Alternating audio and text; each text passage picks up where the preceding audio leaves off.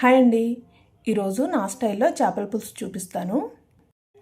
First అయితే ప్యాన్లో oil వేసుకుని హీట్ చేసుకొని ఇలా సన్నగా కట్ చేసుకున్న ఆనియన్స్ అయితే వేసుకున్నానండి. నేనైతే చాపర్లో చాప్ చేసుకున్నాను. ఇవి ఫ్రై అయిన తర్వాత దీంట్లో జింజర్ గార్లిక్ పేస్ట్ వేసుకుని ఫ్రై చేసుకున్నాను. ఇప్పుడు ఇందులో కొంచెం పసుపు, టేస్ట్కి సరిపడా సాల్ట్, ఇంకా కారం వేసుకుని బాగా కలుపుకోవాలి. ఇవన్నీ బాగా మిక్స్ చేసుకున్న తర్వాత దీంట్లో చిక్కటి చింతపండు రసం అయితే వేసుకోవాలండి.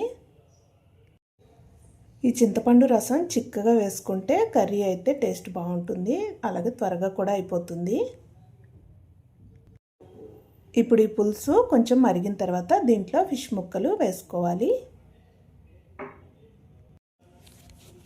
ముక్కలు వేసుకున్న తర్వాత దీన్ని ఇంకా గరిటతో కలపకూడదు కాబట్టి ఒకసారి అయితే అటు ఇటు ఊపేసి మూత పెట్టేసుకోవాలి.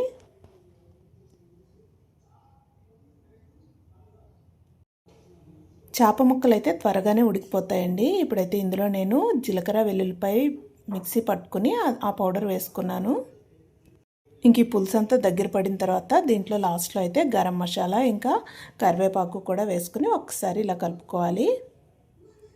ఇంక చివరిగా కొత్తిమీర వేసుకుని స్టవ్ అయితే ఆఫ్ చేసేసుకోవాలండి. చాలా టేస్టీగా ఉండే చేపల పులుసు అయితే రెడీ అయిపోయిందండి. ఈ వీడియో నచ్చితే లైక్ చేయండి.